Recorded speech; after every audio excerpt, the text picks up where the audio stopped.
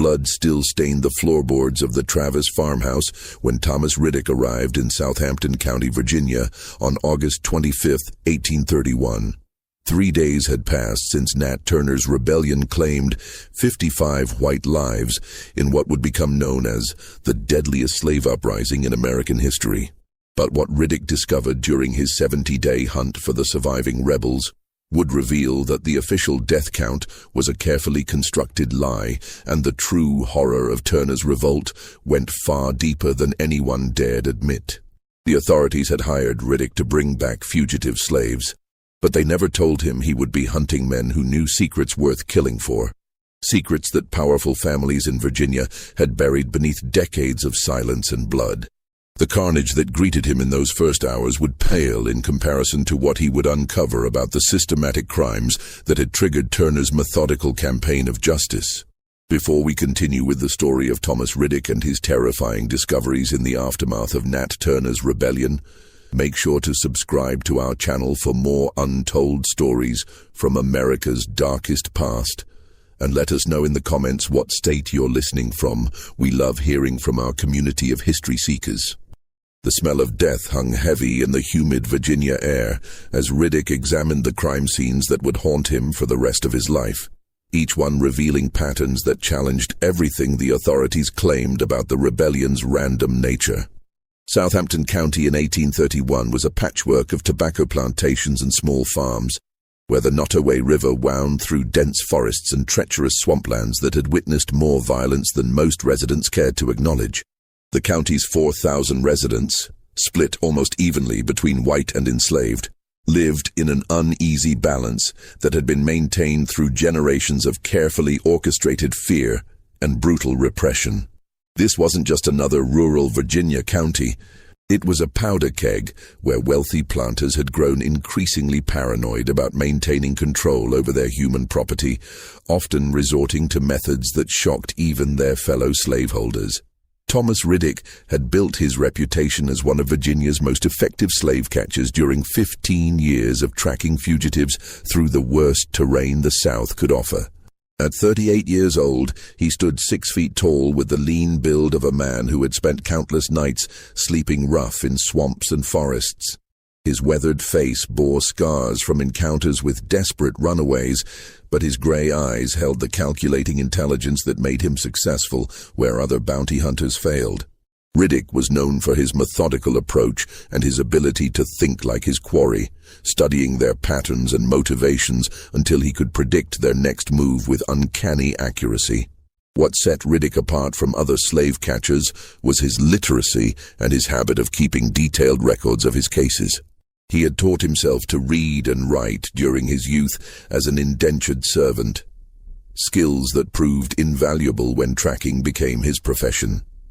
He maintained careful notes about the families he worked for, the slaves he pursued, and the social dynamics of the communities where he operated. This attention to detail had saved his life more than once when clients tried to cheat him or when local politics turned dangerous. Riddick had been working the tobacco harvest in neighboring Nansemond County when the first panicked riders arrived with news of the massacre that would change everything. By the time he reached Southampton County on that sweltering August afternoon, the immediate aftermath had already begun to reveal troubling inconsistencies. White militias from as far as North Carolina had descended on the region, conducting house-to-house searches and summary executions of any slave who seemed suspicious. The fear was palpable. Women clutched their children and refused to let them out of sight, while men gathered in armed groups, their faces etched with a terror that spoke of more than just the recent violence. What struck Riddick immediately was the selective nature of the destruction he witnessed. These weren't random acts of violence born from desperation or opportunity. The rebels had moved with surgical precision, striking specific homes while deliberately avoiding others that seemed equally vulnerable. They had possessed detailed knowledge of their targets' routines, weaknesses, and the layout of properties they had supposedly never entered. The Travis farm, where the rebellion had begun in earnest, showed signs of careful planning. The family had been caught completely off guard at precisely the moment when they would be most vulnerable, suggesting inside knowledge of their daily habits. The inconsistencies in witness testimony were equally troubling. Some survivors claimed the attackers had been wild and frenzied, while others described them as eerily calm and purposeful. Several witnesses mentioned that the rebels had seemed to be looking for specific items or documents, ransacking studies and bedrooms, while ignoring valuable silver and jewelry. Most disturbing of all were reports that some of the attackers had called their victims by name and had made specific accusations before striking, suggesting personal knowledge that field slaves shouldn't have possessed. County officials provided Riddick with a list of 6 fugitive slaves still at large, led by Nat Turner himself. They offered generous bounties, $50 for each captured rebel, and an unprecedented $200 for Turner alive. But as Riddick studied the official reports and spoke with surviving witnesses, he began to notice gaps and contradictions that would soon consume his thoughts entirely. The rebellion had supposedly begun at dawn on August 22nd, but several witnesses reported hearing gunshots and screams as early as August 20th, sounds that were dismissed as hunting accidents or slave discipline. More troubling were the gaps in the timeline provided by authorities. The rebels had allegedly covered nearly 20 miles in a single day, striking at multiple properties with military precision. Yet the official reports made no mention of how a group of field slaves had acquired such tactical knowledge or coordination. As Riddick set up his base of operations in Jerusalem, the county seat, he couldn't shake the feeling that he was walking into something far more complex and dangerous than a simple manhunt for desperate fugitives. On his 3rd day in Southampton County, Riddick made his first disturbing discovery while examining the ruins of the Reese Plantation, a sprawling property that had been one of the county's most prosperous tobacco operations. The main house had been burned to the ground with such thoroughness that even the stone foundation showed crack patterns from intense heat, and according to the official report, 5 members of the Reese family had perished in the flames after being overwhelmed by the rebels. But as Riddick sifted through the charred remains with the methodical approach that had made him successful, his trained eye caught something that made his blood run cold and his hands shake for the first time in years. The bodies hadn't died in the fire.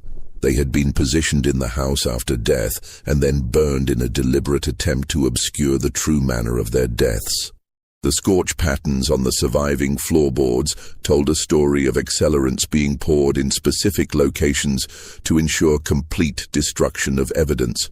The placement of personal belongings scattered in patterns that suggested they had been moved after the family's death painted a picture of someone searching for specific items before setting the fire. Most damning of all were the bullet holes Riddick discovered in the stone foundation walls, holes that had been made from inside the house, suggesting the family had barricaded themselves and fought back, contradicting the official narrative of them being caught completely off guard while sleeping. The discovery of a hidden cellar beneath the ruins revealed even more disturbing evidence. The cellar had partially survived the fire, and inside Riddick found signs of recent occupation, not by the Reese family, but by someone who had been imprisoned there. Iron shackles bolted to the wall still held fragments of cloth and human hair, and the scratches carved into the stone walls told stories of desperation and suffering that no official report had mentioned. The cellar's existence had been carefully concealed from the main house above, accessible only through a hidden entrance that required specific knowledge to locate. That evening, as Riddick questioned neighbors about what they had witnessed during the attack on the Reese property, an elderly slave named Moses approached him in the shadows behind the county courthouse. Moses had worked on the Reese plantation for over 40 years, had somehow escaped the massacre, and bore the physical marks of decades of brutal treatment, scars that told their own story of the Reese family's methods of maintaining discipline. His weathered hands shook not just from age, but from fear, as he handed Riddick a small leather pouch, glancing nervously at the armed patrol passing nearby and speaking in the careful whispers of a man who had learned that the wrong words could mean death. "Mr. Turner, he leave this for whoever come looking," Moses whispered, his voice carrying the weight of decades of suppressed truth. Said to tell them that what they'd done to Master Reese's girl weren't no secret no more. Said the whole county gonna know what kind of man Reese really was, and what happened to all them children who disappeared over the years. Inside the pouch, Riddick found a collection of items that would forever change his understanding of both the rebellion and the community where it had occurred. There was a child's hair ribbon, once white but now stained with dried blood that had turned brown with age, suggesting the violence it had witnessed was not recent. A page torn from a family Bible contained certain passages underlined in red ink, verses about justice, retribution, and the sins of the fathers being visited upon their children. Most chilling of all was a daguerreotype of a young girl who bore an unmistakable resemblance to both the Reese family's distinctive features and several of their enslaved workers, her eyes holding a sadness that spoke of knowledge no child should possess. As Riddick studied the photograph by lamplight in his cramped hotel room, Moses provided context that made his stomach turn, and his understanding of the rebellion's true nature begin to crystallize. The girl in the image was indeed Reese's own daughter, but not by his wife. She had been born to one of his slaves when she was barely 14 years old, a crime that Reese had covered up by claiming the child was the result of his slave's relationship with another enslaved man on the property. The girl had lived in the main house as a servant until she reached puberty and began to resemble her father too closely to hide the truth. Then she had simply disappeared one night, officially sold to a distant plantation in South Carolina, but the quarters whispered of something far more sinister. The blood-stained ribbon suggested that Turner and his followers had uncovered evidence of her true fate and had used it to justify their actions against the family. The next morning brought news that would escalate Riddick's investigation into dangerous territory and convince him that forces beyond his understanding were at work in Southampton County. Dr. Marcus Blunt, the county physician who had been documenting the rebellion's casualties and who was known for his meticulous record-keeping, was found dead in his study under circumstances that officials quickly labeled a heart attack brought on by the stress of treating so many wounded militiamen. But Riddick arrived at the scene before the body was removed and immediately noticed details that suggested a far more violent end. Defensive wounds on the doctor's hands, overturned furniture that indicated a struggle, and most significantly, an empty safe that had been professionally cracked open using techniques that required specialized knowledge and tools. Dr. Blunt's housekeeper, a free woman of color named Sarah Vaughan, who had worked for the physician for over 15 years, pulled Riddick aside as he examined the study. Her hands trembled as she described how Blunt had been working frantically since the rebellion began. Not just treating wounded militiamen and documenting casualties, but secretly examining bodies and taking notes that he kept locked away in his safe. The night before his death, he had confided to Sarah that the official casualty reports being sent to Richmond were fabricated, that the true death toll was much higher, and included victims that certain powerful families wanted to keep hidden from any investigation. He said some of them bodies he looked at weren't killed by no slave rebellion, Sarah whispered urgently, her voice carrying the conviction of someone who had witnessed her employer's growing terror firsthand. Said they'd been dead for days, maybe even weeks before Mr. Turner ever started his uprising. Dr. Blunt, he was scared like I'd never seen him scared before, kept saying somebody was using this whole mess to cover up older crimes, much worse crimes than anything the rebels done. The implications of Dr. Blunt's murder sent ripples of paranoia through Southampton County's white community that extended far beyond concern about surviving rebels. As Riddick continued his investigation over the following days, he began to notice that he was being watched by people who clearly weren't local militia or concerned citizens. Well-dressed men appeared at taverns where he took meals, always positioned to overhear conversations and always disappearing before he could approach them directly. Riders followed him at a distance when he traveled between plantations, maintaining professional surveillance that spoke of training and coordination. Most troubling of all, several witnesses he had planned to interview suddenly became unavailable, claiming illness, family emergencies, or complete loss of memory about events they had previously described in vivid detail. The pattern of intimidation was so systematic that Riddick began to suspect he had stumbled into something that went far beyond a simple slave rebellion and its aftermath. Someone with significant resources and influence was working to control the narrative of what had happened, and they were willing to use violence and coercion to ensure that certain truths never came to light. The realization that he might be in personal danger only strengthened his determination to uncover what Turner and his followers had really discovered about Southampton County's darkest secrets. Undeterred by the growing atmosphere of menace, Riddick decided to focus his search on the Great Dismal Swamp, the vast wilderness where Turner and his remaining followers were believed to be hiding. The swamp stretched across hundreds of square miles of southeastern Virginia and northeastern North Carolina, a maze of waterways, thick vegetation, and treacherous terrain that had sheltered runaway slaves for generations. If Turner was going to make his final stand anywhere, it would be in this natural fortress that had defeated countless previous attempts at penetration by law enforcement and military forces. The Great Dismal Swamp held a reputation that went beyond its obvious dangers of quicksand, venomous snakes, and disorienting fog.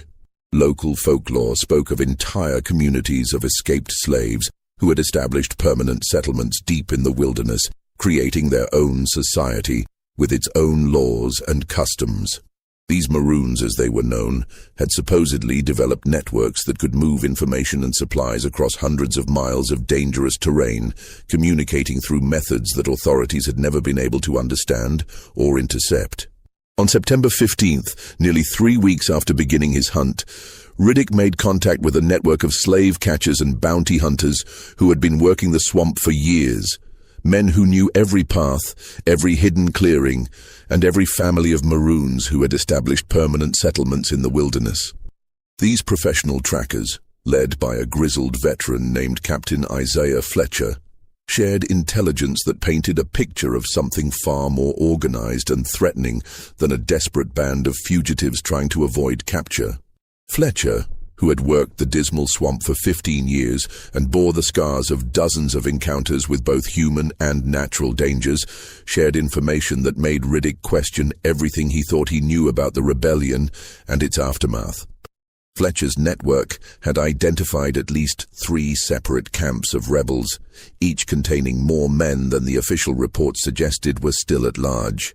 More disturbing, these camps were being supplied with food, ammunition, and medical supplies by unknown benefactors who clearly had significant resources and were able to move through the swamp with the same ease as the rebels themselves.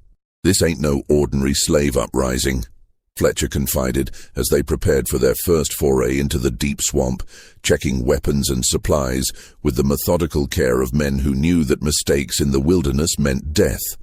"These boys got organization. They got supplies, and they got information about things they shouldn't know nothing about. Word is, Turner himself ain't even the real leader no more. There's someone else calling the shots, someone who knows how to fight a war, and who's been planning this whole thing for a lot longer than anybody wants to admit."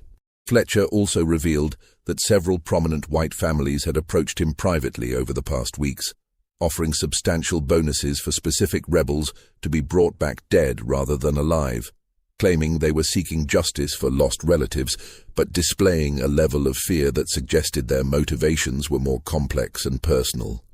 He had noticed that all the families making these requests shared certain characteristics.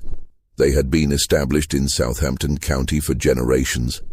They had accumulated wealth quickly and under circumstances that weren't entirely clear, and they all seemed terrified of what their captured slaves might reveal under interrogation by authorities from outside the county.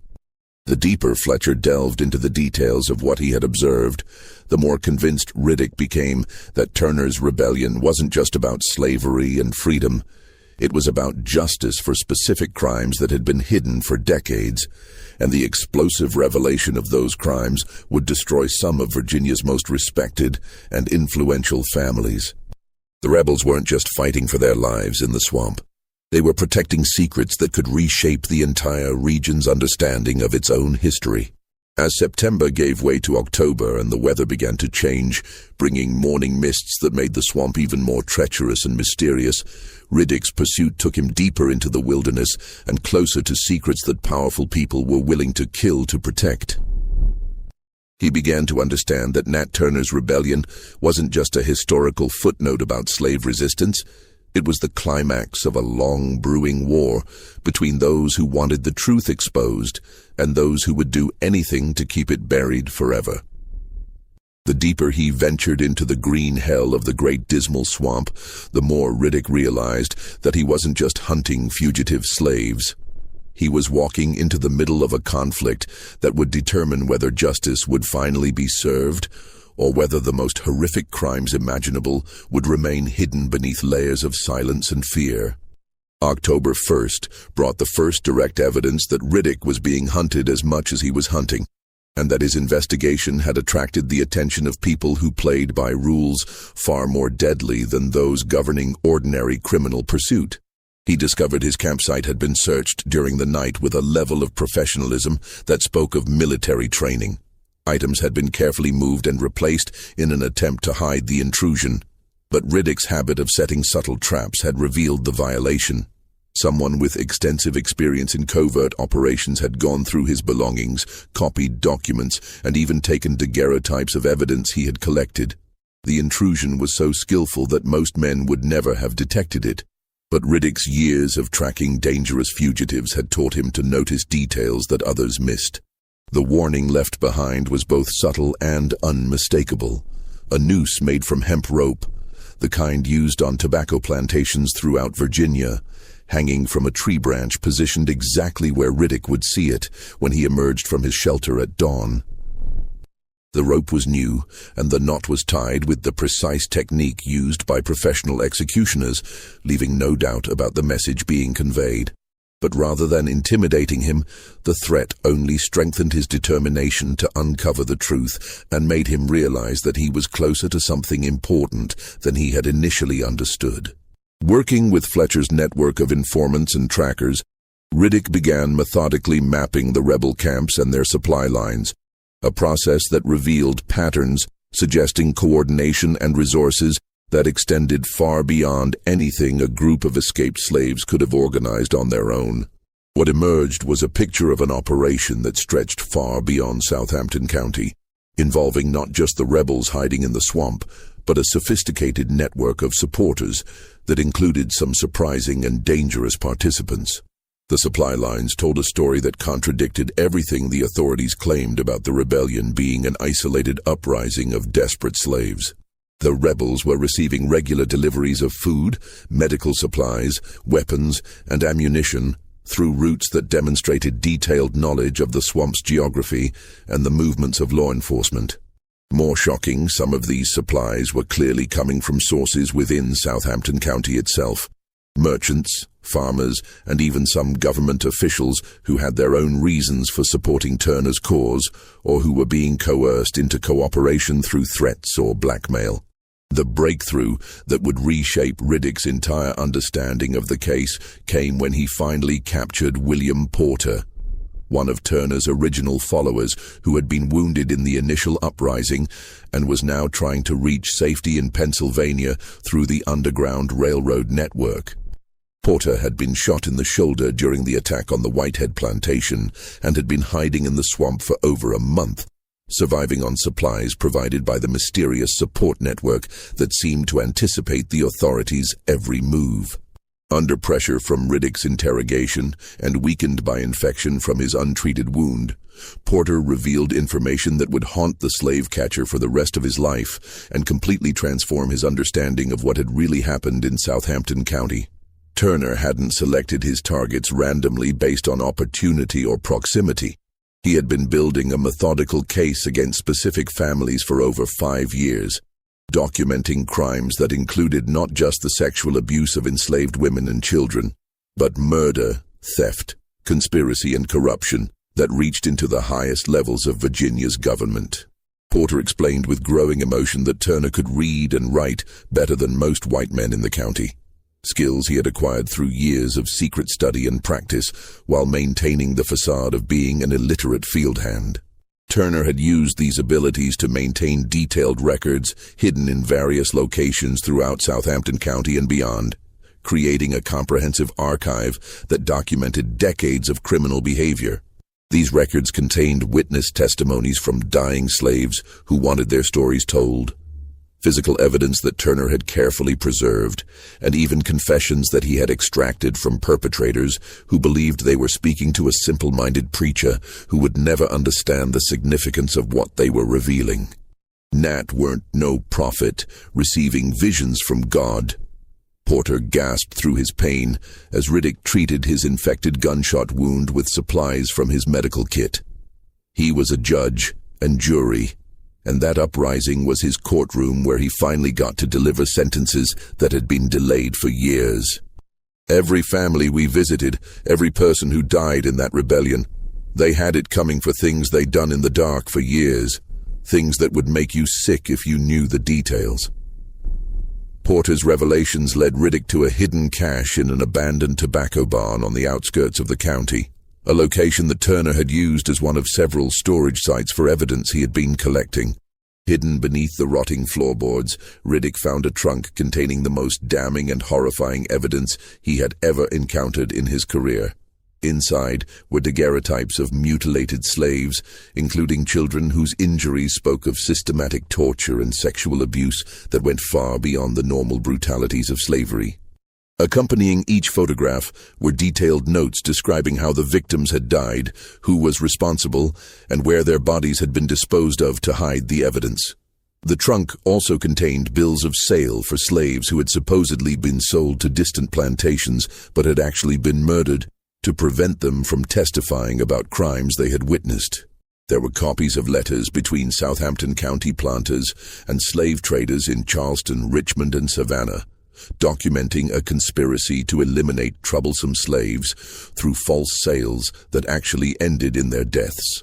Most shocking of all were documents proving that some of Virginia's most respected political figures had been taking bribes to ignore or cover up these crimes, creating a network of corruption that extended from the county courthouse all the way to the state capitol in Richmond. But the most significant discovery in the trunk was Turner's personal journal, written in a careful, educated hand that completely contradicted his public image as an illiterate field slave guided only by religious visions. The entries detailed years of methodical observation and investigation, describing how Turner had used his reputation as a preacher to move freely between plantations, gathering intelligence and building cases against the families that would eventually become his targets. He had documented a network of violence and corruption that reached into some of Virginia's most prominent families, including government officials, judges, and even ministers who had been covering up crimes in exchange for political support, financial compensation, or simply to protect their own involvement in the conspiracy. The journal revealed that Turner had been far more than a religious leader or a rebel. He had been conducting the most comprehensive criminal investigation in Virginia's history, using methods that were decades ahead of their time, and gathering evidence that could have sent dozens of powerful men to the gallows if it had ever been presented in an honest court of law. Armed with Turner's explosive documentation and finally understanding the true scope of what he had uncovered, Riddick began to comprehend why so many powerful people wanted the remaining rebels dead rather than captured alive for interrogation. The evidence in that trunk could destroy dozens of families, topple Virginia's political establishment, and potentially trigger a federal investigation that would expose corruption networks spanning multiple states. But as he prepared to transport the materials to Richmond for examination by state authorities, Riddick made a chilling discovery that would force him to question whether anyone in Virginia's government could be trusted with such dangerous information. On October 20th, Sheriff James Epps, who had been coordinating the official manhunt for Turner and presenting himself as a dedicated law enforcement officer, approached Riddick with an unusual and increasingly suspicious request. Epps claimed that state investigators from Richmond were arriving soon and that all evidence collected during the pursuit needed to be properly catalogued and secured before their arrival. But Riddick noticed that Epps seemed far more interested in certain documents than others, asking specific questions about what Riddick had discovered and who else might have seen the materials, while showing remarkably little interest in information that could help locate the remaining fugitives. The sheriff's behavior triggered alarms that Riddick's years of dealing with dangerous and deceptive people had taught him to recognize. Epps was asking the wrong questions, showing knowledge he shouldn't have, and displaying a level of anxiety that suggested personal involvement rather than professional concern. Most telling of all, Epps repeatedly asked what Riddick had shared with outsiders, whether he had sent any reports to authorities in other states, and what his plans were for the evidence he had collected.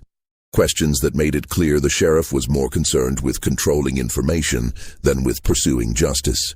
That night, Riddick's hotel room in Jerusalem was broken into by professional thieves who demonstrated skills that went far beyond ordinary burglary. They had picked the lock without leaving scratches, moved through the room without disturbing items that would have made noise, and ransacked his belongings while leaving valuable watches, money, and weapons completely untouched. The intruders had known exactly what they were looking for and where to find it, confirming that someone with access to official information had directed their search. Fortunately, Riddick's paranoia had led him to hide the most damaging documents in multiple locations throughout the county, but the violation of his temporary sanctuary made it clear that nowhere in Southampton County was safe from the conspiracy he was investigating. The next morning brought news that escalated the situation to a level of violence that made it clear how far the conspirators were willing to go to protect their secrets. Captain Isaiah Fletcher was found murdered in the swamp under circumstances that spoke of professional execution rather than random violence. His body showed signs of systematic torture, burns, cuts, and broken bones that indicated someone had tried to extract information from him before killing him. Fletcher's network of informants and fellow trackers had scattered to the wind overnight, leaving Riddick completely alone in hostile territory where he could trust no one and where his every move was being monitored by people who would kill him without hesitation if he threatened their interests. But Turner wasn't finished revealing his hand or demonstrating the sophistication of his long-term planning. On October 25th, broadsides appeared simultaneously throughout Southampton County and in neighboring communities, crude printed sheets that contained excerpts from Turner's evidence, distributed through a network that had clearly been established long before the rebellion began.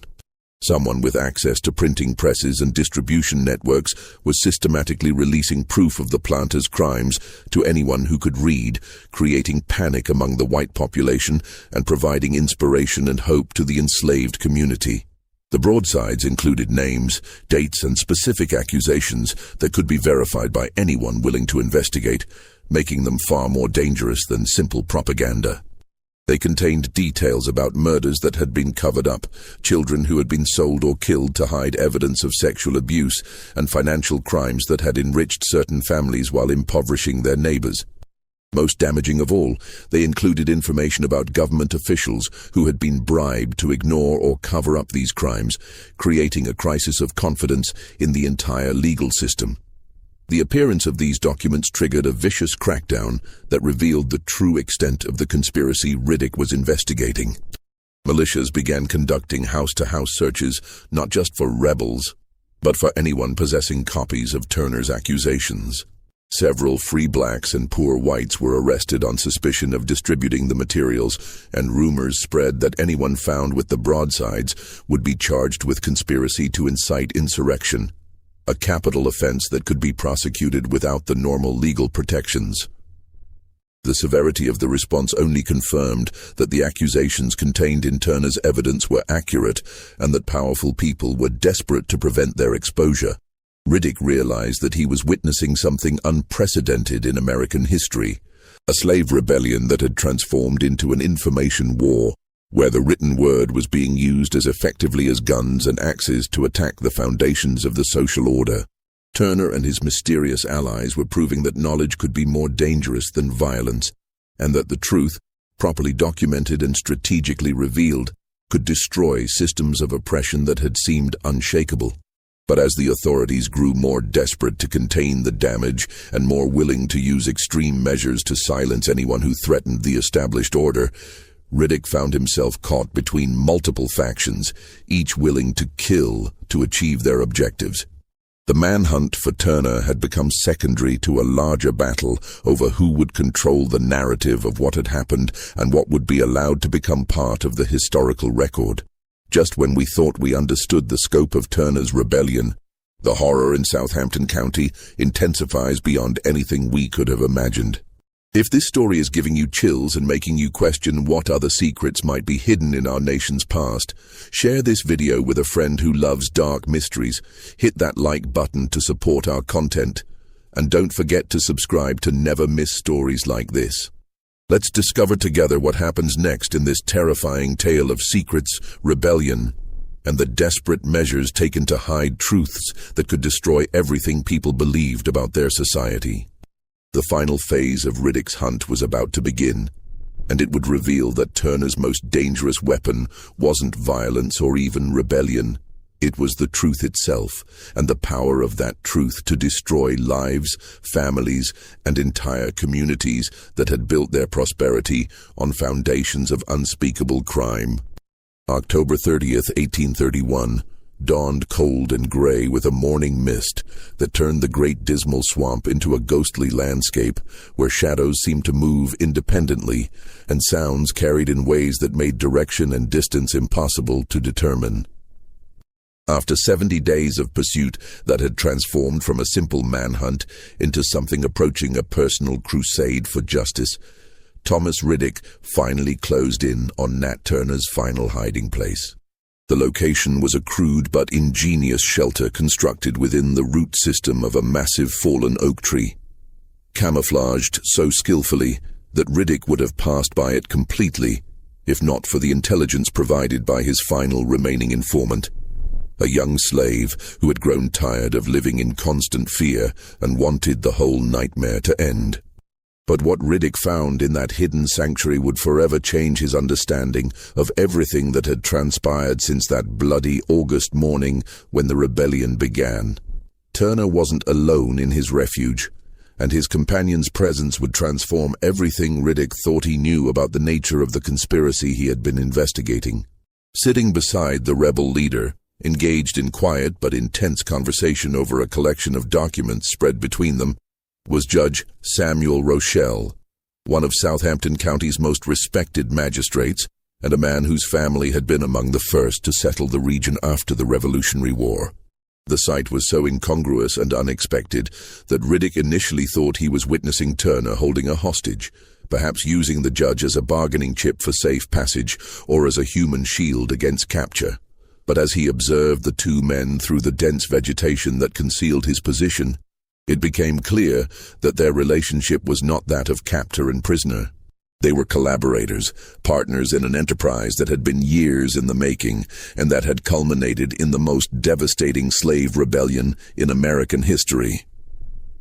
"Mr. Riddick," Turner said calmly as the slave catcher finally revealed himself, speaking as if he had been expecting him for days. "Judge Rochelle has been telling me about your investigation and about how close you've come to understanding the truth of what we've accomplished here. We've been wondering when you would finally piece together all the evidence and find your way to us." As Riddick kept his rifle trained on both men, uncertain of the dynamics he was confronting, but knowing that he was in the presence of something unprecedented and dangerous, the full scope of the conspiracy began to unfold through revelations that challenged everything he thought he understood about justice, law, and the nature of rebellion itself. Judge Rochelle wasn't Turner's hostage. He was the conscience, the mysterious white ally who had been helping Turner document and expose decades of criminal behavior among Southampton County's elite families, providing legal expertise, resources, and protection that had made the rebellion possible. "My daughter, Sarah," Rochelle explained with a voice heavy with grief and carefully controlled rage that spoke of years of suppressed fury finally finding expression.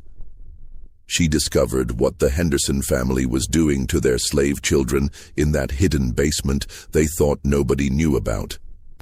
when she threatened to expose them and bring charges that would have destroyed their reputation and sent them to prison. They arranged for her to have an accident while riding her horse along the river road. They made it look like she fell and struck her head on the rocks, but I knew they had murdered her to keep their monstrous secrets safe. Turner produced a leather satchel that contained the most comprehensive and damaging evidence yet revealed. Documents that proved the existence of a conspiracy among Southampton County's wealthiest and most powerful families to eliminate anyone who threatened to expose their crimes. The network had included sheriffs, judges, doctors, ministers, and even state officials, all working together to cover up murders, sexual abuse, financial crimes, and corruption that spanned generations and had claimed hundreds of victims who had been systematically silenced through violence, intimidation, or death. The conspiracy had operated through a system of mutual protection where each family possessed compromising information about the others, creating a web of blackmail and shared culpability that made exposure of any individual crime impossible without bringing down the entire network. They had used their enslaved population not just as property and labor, but as victims of the most depraved violence and experimentation imaginable, secure in the knowledge that their victims could never testify against them in court, and that any evidence of their crimes could be disposed of through murder disguised as sales, accidents, or runaways. But Turner had given those silenced victims a voice through his meticulous documentation and investigation. His rebellion had been carefully planned not as a random uprising of desperate slaves, but as a systematic execution of justice against families that were part of the criminal conspiracy. The seemingly random pattern of attacks had actually followed a precise logic based on years of investigation, evidence gathering, and careful documentation of crimes that demanded retribution. We knew the uprising would fail in terms of creating lasting change, Turner admitted, with a calm acceptance that spoke of a man who had made peace with the consequences of his choices. No slave rebellion has ever succeeded in permanently changing the system or creating lasting freedom for our people. But we also knew that 55 dead white people, killed in a systematic pattern that couldn't be dismissed as random violence, would attract attention from Richmond, from Washington, from newspapers throughout the country, and even in Europe. And once people started asking the right questions and demanding real investigations, all the evidence we had collected would come to light and expose crimes that had been hidden for decades. Judge Rochelle had used his position as a magistrate to ensure that Turner's documentation would survive regardless of the rebellion's outcome, creating multiple copies and establishing networks that would preserve and distribute the evidence even if both men were captured or killed. He had arranged for materials to be sent to sympathetic judges in other states, to abolitionist newspapers in Philadelphia and Boston, and to federal investigators who specialized in corruption cases involving state and local officials. The rebellion had been as much about publicity and exposure as it had been about direct justice, designed to create a scandal so massive that it couldn't be covered up or dismissed. But the conspiracy to suppress the truth and protect the criminal network went deeper and was more dangerous than either man had anticipated when they began their collaboration. As Riddick listened to their revelations with growing horror and fascination, he began to understand why Dr. Blunt had been murdered with such professional brutality, why Captain Fletcher had been tortured to death in an attempt to extract information about what he had discovered, and why so many powerful people throughout Virginia were willing to risk everything to ensure that Turner and his remaining followers were brought back dead rather than alive. The evidence they had assembled wouldn't just destroy individual families or expose isolated crimes. It would reveal systematic corruption that could bring down Virginia's entire political establishment and trigger federal interventions that would reshape the balance of power throughout the South. The network of criminal families had connections that reached into banking, shipping, land speculation, and government contracts, creating a web of financial interests that extended far beyond Southampton County and involved some of the wealthiest and most influential men in America. Turner handed Riddick a final document that represented the culmination of his years of investigation. A comprehensive confession written in his own careful handwriting that detailed not just the crimes he had uncovered, but also the names of everyone who had helped him, the locations of additional evidence caches scattered throughout Virginia and neighboring states, and most importantly, the complete organizational structure of the families who had conspired to use violence, murder, and intimidation to protect their secrets for over 50 years. The document was more than just evidence. It was a complete roadmap for any investigator willing to pursue justice, but also a death sentence for anyone brave enough to act on the information it contained. Turner had created the most comprehensive criminal case in American history, but he had also ensured that anyone who tried to prosecute that case would become a target for elimination by people who had already demonstrated their willingness to kill to protect their interests. "The question now, Mr. Riddick," Turner said, looking directly at the slave catcher with eyes that held both resignation and challenge, "is what you're going to do with what you've learned here today. You can take me back to Jerusalem to be hanged according to the law, and let these families continue their crimes for another generation, while they use my execution as proof that justice has been served.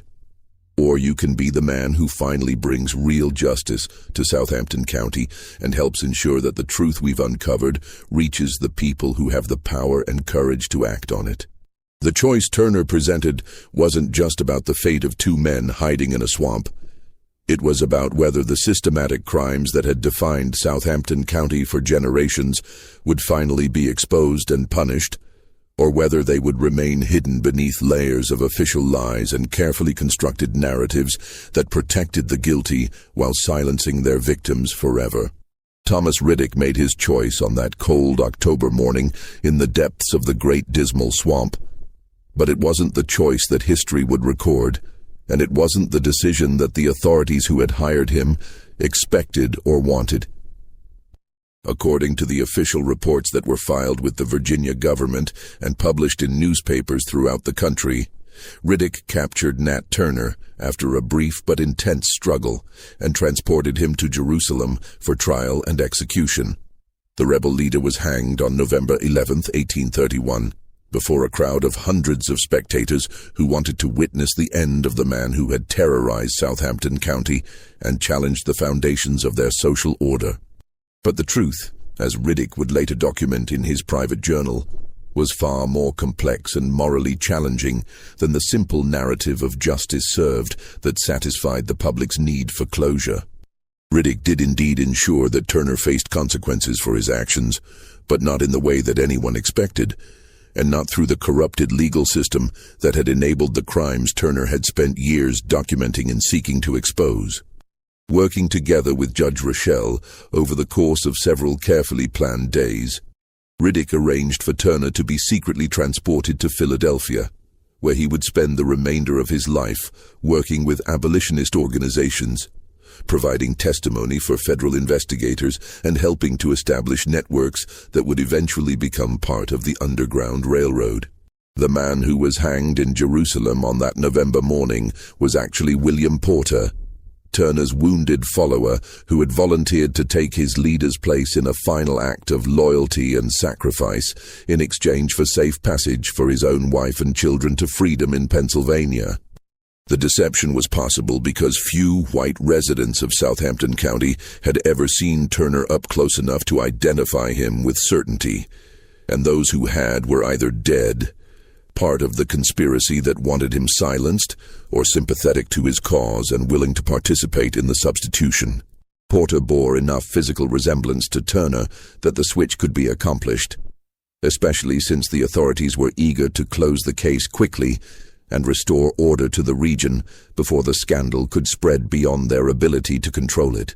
The elaborate ruse required careful coordination and significant resources, but Judge Rochelle had been planning for such contingencies for months, establishing connections with abolitionists, sympathetic judges, and even some federal officials who were already suspicious about corruption in Virginia's legal system. The network that had supported Turner during his rebellion continued to function after his supposed capture, ensuring that his work would continue even after his official death. Riddick used his reputation as a successful and trustworthy slave catcher to quietly transport Turner's comprehensive evidence collection to federal investigators in Washington. Men who had the authority and resources to pursue the kind of complex corruption case that Turner had been building for years. The resulting investigation would take nearly a decade to complete, but it eventually led to the downfall of several prominent Virginia families, the exposure of corruption networks that reached into multiple states, and the establishment of new legal protections designed to prevent the kind of systematic abuse that had flourished in Southampton County. Many of the planters who had escaped Turner's direct justice during the rebellion found themselves facing federal charges for various crimes ranging from tax evasion and mail fraud to conspiracy and violations of laws governing interstate commerce. Some fled the country rather than face trial, while others were ruined financially by legal costs and the collapse of business relationships built on networks of mutual criminal protection. The exposure of their crimes created a ripple effect that transformed Southampton County's social structure and contributed to the growing national debate about slavery and its moral implications. Judge Rochelle continued to serve as a magistrate for several more years, using his position to ensure that Turner's evidence was preserved and protected while investigations continued. He also worked quietly to establish legal precedents and protections for slaves who reported crimes, though such reforms would take decades to implement fully and would face violent resistance from those who benefited from the existing system. His work helped lay the groundwork for later legal and social changes that would gradually erode some of the worst aspects of the slave system, though full justice would not come for many generations. The Great Dismal Swamp became a powerful symbol of resistance for enslaved people throughout the South, and stories of Turner's rebellion, embellished and mythologized over time, but retaining their core message about the possibility of fighting back against oppression, spread along the Underground Railroad as proof that justice was possible even in the darkest circumstances. The swamp continued to shelter runaway slaves and serve as a conduit for those seeking freedom, with Turner's legacy inspiring others to take risks and make sacrifices in pursuit of liberty and dignity. But perhaps the most significant long-term outcome of Riddick's investigation and the revelations it produced was its impact on the national conversation about slavery and the moral foundations of American society. The detailed documentation of crimes committed by Southampton County's elite was eventually published in abolitionist newspapers throughout the North, providing concrete evidence that slavery wasn't just economically unjust or morally questionable, but created conditions that enabled and encouraged the most horrific violence, corruption, and abuse imaginable. Turner's evidence became a powerful tool for abolitionists who argued that the institution of slavery corrupted everyone it touched, not just the enslaved, and that the legal and social systems that supported human bondage inevitably became vehicles for the most depraved criminal behavior. The revelations helped shift the national debate from questions about the economic necessity of slavery to moral arguments about the fundamental incompatibility between slavery and civilized society. Thomas Riddick never spoke publicly about what he had discovered during those 70 days in Southampton County, maintaining the fiction that he had simply been a professional slave catcher doing his job and bringing a dangerous fugitive to justice. He retired from bounty hunting shortly after Turner's supposed execution and moved to Ohio, where he lived quietly until his death in 1867, using his savings to purchase a small farm and spending his final years writing detailed journals about his experiences and the moral complexities of the work he had performed. Among Riddick's papers, discovered by his descendants years later, was a comprehensive account of his investigation that chronicled his growing understanding of the true nature of Turner's rebellion and his gradual transformation from a man who hunted slaves for money into someone who risked everything to ensure that justice was served and truth was preserved. The journal revealed the full scope of what had been uncovered in Southampton County and provided additional evidence that supported the federal investigations that continued long after Turner's supposed death. The journal's final entry, dated November 12, 1831, one day after Turner's supposed execution, captured the moral complexity of what had been accomplished and the ongoing struggle between truth and power that defined American society. Justice delayed is not always justice denied, and sometimes the most important victories are the ones that remain hidden from public view. What we accomplished in Southampton County won't change everything, but it proved that even in the darkest places, truth can survive and eventually find its way to light. The real question isn't whether justice was served, but whether we have the courage to continue serving it when the cost is high and the rewards are uncertain. The legacy of Turner's rebellion and Riddick's investigation would continue to influence American history in ways that neither man could have anticipated. The evidence they preserved, the networks they established, and the precedents they set would contribute to the growing movement that would eventually lead to the Civil War and the formal abolition of slavery. But more immediately, their work demonstrated that individual courage and moral clarity could challenge even the most entrenched systems of oppression and corruption, creating possibilities for justice even in circumstances where such possibilities seemed impossible. This mystery shows us that even in the darkest chapters of American history, there were individuals willing to risk everything to expose the truth and seek justice for the voiceless and powerless.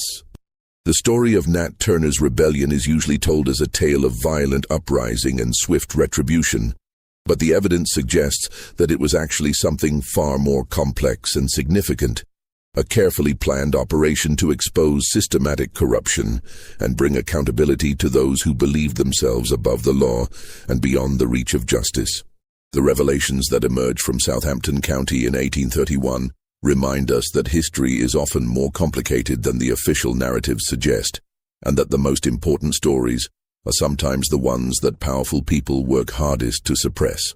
Turner's rebellion wasn't just about slavery and freedom. It was about the fundamental question of whether truth and justice can survive in a society built on lies and violence, and whether individuals have the courage to pay the price that truth-telling often demands. What do you think of this story? Do you believe everything has been revealed about Turner's rebellion and the conspiracy that surrounded it? Or do you think there are other secrets that remain buried to this day in the swamps and records of Virginia? The evidence suggests that what happened in Southampton County was part of something much larger and more systematic than most people realize, and that the full truth about slavery and its impact on American society is still being uncovered by historians and investigators who are willing to look beyond the comfortable myths we tell ourselves about our past. Leave your comment below and share your thoughts about this hidden chapter of American history. If you enjoyed this tale and want more stories that uncover the forgotten truths and buried secrets of our nation's past, subscribe to our channel, hit the notification bell so you never miss new content, and share this video with someone who loves historical mysteries and isn't afraid to confront uncomfortable truths about how our society was built. The past has more secrets than we know, and each story we uncover helps us better understand not just where we came from, but who we really are. See you in the next video, where we'll continue exploring the dark corners of American history that most people never learn about in school.